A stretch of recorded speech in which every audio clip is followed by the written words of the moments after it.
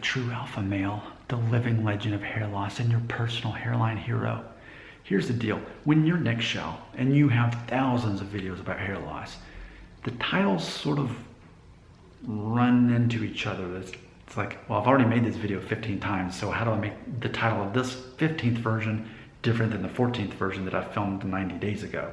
So that's something I ran into. So yesterday, as I was titling the videos, I was like, what would be a clever new thing to call it? How about hair loss pandemic?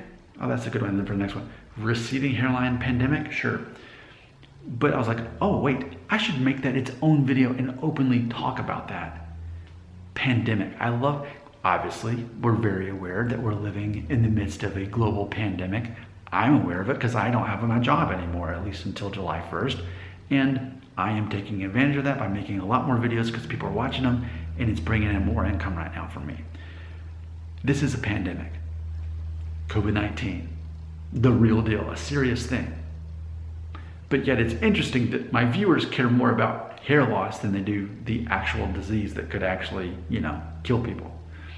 That's very telling, isn't it? It's very telling of a beta who's more concerned about their appearance than the fact that people could die from this actual disease.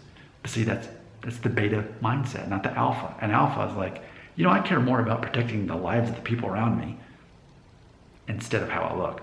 That's the difference between alpha and beta. The main thing that defines an alpha is he is confident in himself no matter what, no matter who thinks anything about him. He doesn't care what other people think about him. He's an alpha either way. He's confident either way. Going back to this pandemic though, see, a lot of my viewers, they didn't even flinch when they saw the title, hair loss pandemic, receding hairline pandemic, because to them it is a pandemic. We should freak out because all across the world, men have receding hairlines.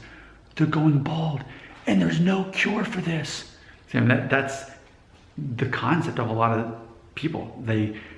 What I call hair transplant defenders, pill poppers. That's what they want to do.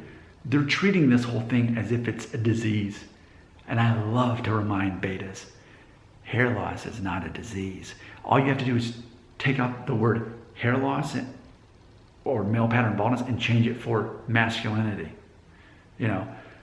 What's the cure for masculinity? Says the alpha male. So it's not a pandemic. The only pandemic we have going on in relation to hair loss is that we've got a generation or two of males who are Peter Pan.